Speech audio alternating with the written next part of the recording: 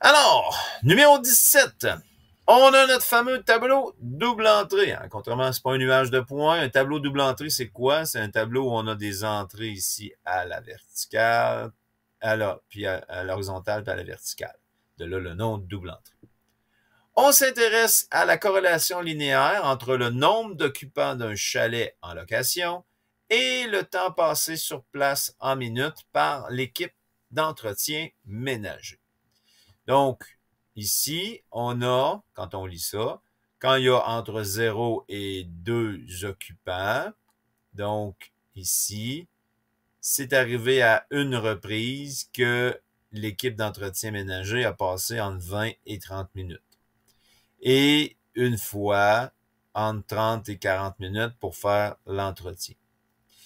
Quand on a 2 occupants, ben, c'est arrivé une fois que ça a pris 20 à 30 minutes, une fois 20 à 30 à 40 minutes et 2 fois de 40 à 50 minutes. Et une fois entre 50 et 60 minutes. Et là, ben, on voit dans le fond les données qui sont dans mon tableau ici. On voit les données qui sont dans mon tableau. Et là, ben, plus on a d'occupants, par exemple ici à 10-12 occupants, ben on voit que l'équipe d'entretien a passé deux fois entre 80 et 90 minutes, 2 fois entre 90 et 100 minutes, aucune fois, puis une fois ici entre 60 et 70 minutes. Donc, pour voir clair là-dedans, moi, ce que je suggère toujours à mes élèves, c'est de venir mettre du crayon fluo vis-à-vis les endroits où on a des valeurs dans notre tableau double entrée. Donc, ici, on nous demande, donne le sens et qualifie l'intention de la corrélation linéaire entre mes variables. Donc ici, puisqu'on remarque ici que la diagonale est située comme ceci, ben à ce moment-là, on dit que la corrélation linéaire est positive à ce moment-là.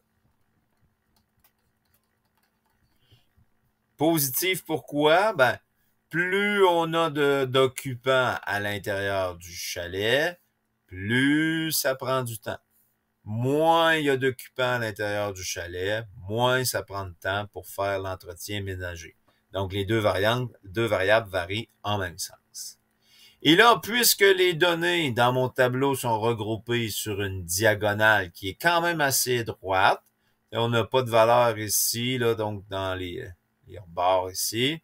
Donc, on va dire que la corrélation est positive et forte à ce moment-là. Si on avait eu des valeurs ici un peu plus larges, qu'on aurait encerclé ça et ça aurait fait quelque chose de plus diffus, de plus large, ben à ce moment-là, la corrélation aurait été positive et faible.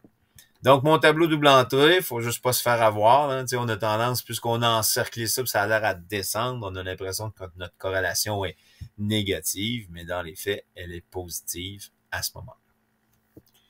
Bon, ça avance bien. Notre rencontre d'aujourd'hui ne sera pas très longue, mais ça, c'est des numéros là, que si on nous présente ça là, à l'examen du ministère, faut pas passer à côté de ça.